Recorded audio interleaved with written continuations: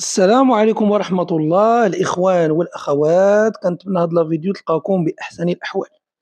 الCAF تطلب ولا تأمر ساديو ماني بتسليم جائزة أفضل لاعب في إفريقيا أو في الCAN باش يعطوها لإبراهيم دياز، ثم التقرير الصادم من حكم النهائي أو التقرير الثاني الصادم من حكم النهائي، ثم قميص السنغال الجديد بدون نجمة ثانية. هذو هما العناوين التي تصدرت يعني الصحف سواء العربية ولا الدولية في هاد 24 ساعة الأخيرة، وكل خبر في هادو غادي نحاول يعني نشرحوه بالتفاصيل ديالو ومدى المصداقية ديالو. فغادي نبدا بهذا الترتيب هذا اللي هو الخبر ديال أن الكاف أمر ساديو ماني يرجع الجائزة ديال أفضل لاعب في الكان باش يعطيوها لإبراهيم دياز. هذه نشرتها بعض المواقع الإنجليزية والمواقع البريطانية، ثم تناقلتها مواقع عربية يعني نقلا. كل مرة تيكتبوا موقع، أنا صدقا قلبت على الموقع الرئيسي اللي هو ديلي ميل اللي قالوا هو اللي كتب الخبر أولا ما لقيتوش، ولكن كاينة عدة يعني مواقع كاتبة هذا الخبر، فلذلك ضروري نعلقوا عليه. دابا المسألة ديال أن الكاس يرجع أو ماشي الكاس هضرنا عليه البارح وقلنا بأن السنغال ملزمة أنها تردو إلا ما دارتش طلب ديال وقف التنفيذ اللي خصو يثبت فيه محكمة التصفية 10 أيام فقط. فبخصوص القضية ديال تسليم أفضل لاعب في الكان اللي خداها ساديو ماني سلمها لإبراهيم دياز.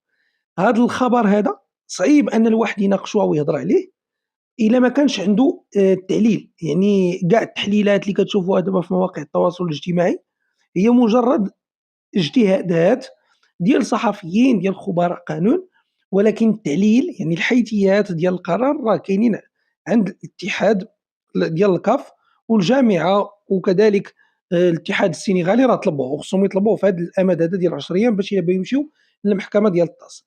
يعني حتى واحد ما عرف التفاصيل ديال الداخل.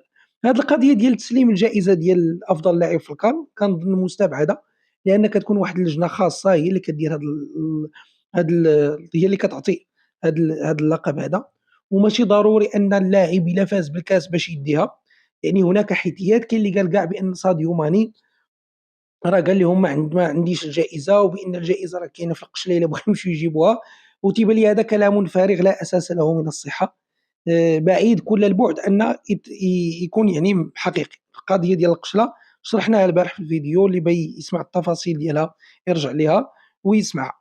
فالمسألة الثانية اللي هي التقرير الصادم ديال الحكم، هذا أيضا كتب واحد الموقع اللي هو منتخب فوت، كيقول بأن يعني نقلا على واحد الصحفي فرنسي باللي الحكم من غير التقرير الأول اللي دار تقرير ثاني اللي هو اللي بنات عليه اللجنة ديال الكاف أو لجنة الاستئناف ديال الكاف، بأن هو كان قرر أنه يصفر نهاية المباراة بانسحاب المنتخب السنغالي، إضافة يعطي بطاقة صفراء للاعبين ديال المنتخب السنغال اللي انسحبوا.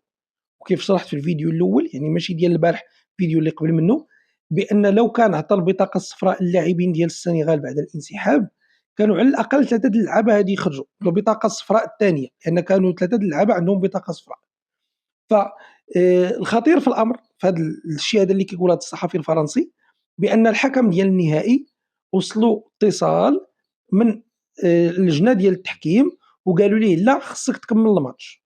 وهذه هي النقطة الخطيرة، لأن اللجنة ما عندهاش الحق تدخل في القرارات ديال الحكم، وبأن الحكم لو كان هذا الشيء صحيح ولا إلا هذا التقرير صحيح فراه داك الشيء علاش القرار ديال الكاف جا على هذا الشيء، وإلا مشاو للطاس راه ما عندهم ما يصور. فإلا كان الحكم بصح قرر أنه يسالي المباراة بعد انسحاب منتخب السنغال وجاه تليفون من اللجنة قالوا ليه لا كمل الماتش، فراه ما عندهمش الحق، لأن السيد في الملعب هو الحكم. الحكم هو اللي كيقرر نهاية المباراة، هو اللي كيقول واش المنتخب انسحب ولا ما انسحبش. فبطبيعة الحال حنا كنتسناو الحيثيات إلا قدرنا نطلعوا عليهم في الأيام القليلة المقبلة، حيت كيف قلت حتى الاتحاد ولا الجامعة راه مازال ما عندهمش الحيثيات كاملة. القرار ديال الكاف بحال هكا كنهضروا على التعليلات ديال المحكمة دائما كتاخذ شوية ديال الوقت باش يتوصل بها المحامي ولا الموكل ديالو.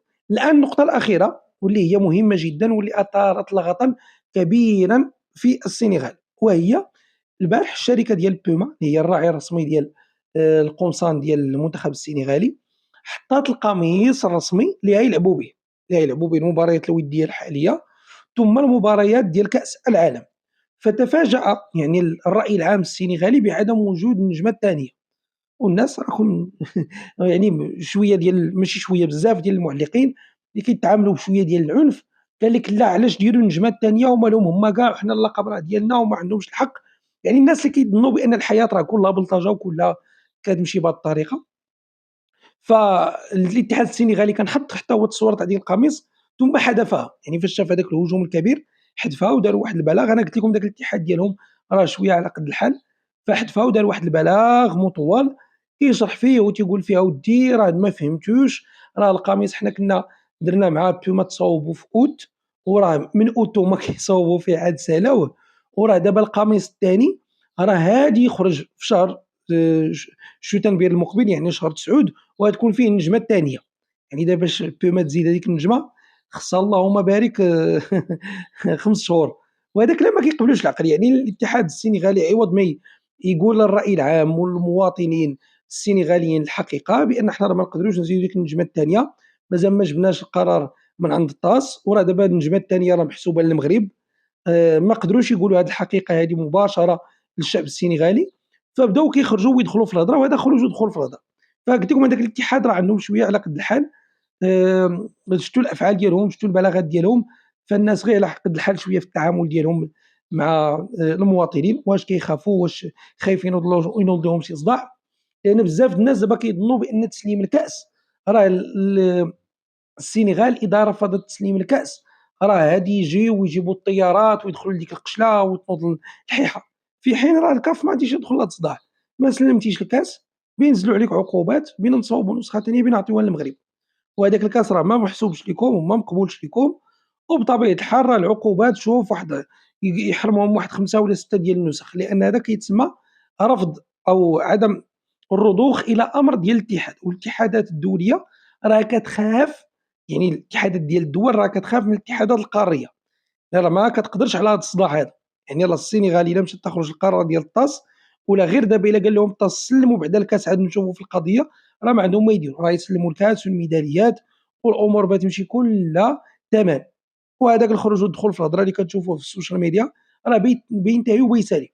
يعني السنغال دابا هي بحال ديك رقصه الديك المذبوح، يعني غير كيلعبوا بالوقت، كيجروا الوقت. قالوا لهم التيشيرت ما يكون حتى لشوتنبير، الكاس قال لك راه حنا هما البطل الحقيقي، وغادي يمشيو للاتحادات الدوليه والمحاكم الدوليه والفساد وديك الهضره الغليظه اللي بطبيعه الحال ما لن تنفعهم بشيء. يعني الطريق الوحيده اللي كاينه دابا راه هي القضاء، هي تمشي للطاس دير الطلب ديال وقف التنفيذ باش ما يحيدوش لك الكاس والميداليه، تمشي تطلب استئناف هذاك القرار لعل وعسى الطاس تشوف حوايج اخرين ومعطيات اخرى وتحيد هذاك. ولكن اللي ضحكني هما بعض الناس، يعني ما عرفتش اش نسميهم، واش اونتي مغرب ولا برو سينيغال ولا كيفاش، يعني صحفيين فرنسيين. وهذه الهضره هذه تناقلتها المواقع السنغاليه حيت عجباتهم. قال لك المغرب المملكه المغربيه يعني بقدها وقدودها، لانها هي مملكه شريفه وداك الشيء في التاريخ وكذا، ودوله عندها واحد الصيت وواحد الهاله وداك الشيء. فراه من الاحسن هذه دير واحد التعامل راقي جدا واللي هو التنازل للسنغال على هذيك البطوله. زعما المغرب خصو يسمح في حقه وما يمشيش للطاس ويقول لهم صافي صافي حنا ما بغينا والو، غير عطوا السنغال مساكن الكاس. قال لك وهذا تعامل راقي جدا. وقريت مواقع السنغاليه تيكتبوا بواحد الاحترام كبير المملكه المغرب في هذا الاطار هذا، يعني كيطبلوا لينا وتيزوقوا لينا باش حنا نتنازلوا لهم على الكاس. اما شي واحد اخرين اللي بيشدوا العصا من الوسط قال لك اودي الكاف زعما من حقها انها دير هذه القضيه هذه، ولكن اخلاقيا كون دارت هذه البطوله بدون بطل، يعني ما تعطيها للمغرب ما تعطيها للسنغال.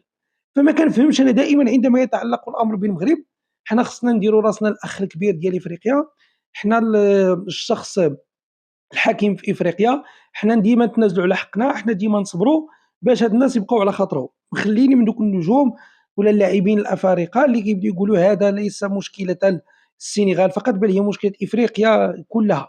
يعني حنا بحال ماشي افارقه، ما حنا محسوبينش على افريقيا، حنا بحال شي دوله اوروبيه جينا لعبنا معاهم شويه هاد لاكان وقع هاد الشيء هذا ومشينا بحالنا. لأن قال لك هذا المصداقية ديال إفريقيا كتضرب، واخا الناس شافوا كلشي في الفينال قرار قضائي، هذا ماشي تخربيق ماشي تزعليك، ولكن للأسف ما فهمتش علاش بعض الناس كيتعاملوا معنا بهذه الطريقة. فاحنا في انتظار يعني المستجدات، وقت ما كان شي جديد غادي نناقشوه هنا، كان شي خبر يعني تيبان ماشي هو هذاك غادي نشرحوه للناس، في انتظار يبان القرار، في انتظار يبان التقرير أيضًا ديال الحكم، انتظار أيضًا يبانوا الحيثيات ديال الحكم، فإحنا كنتسناو. فإلى هنا الإخوان، أستودعكم الله، والله يحفظ بلادنا، والله يحفظكم جميع، والسلام عليكم ورحمة الله.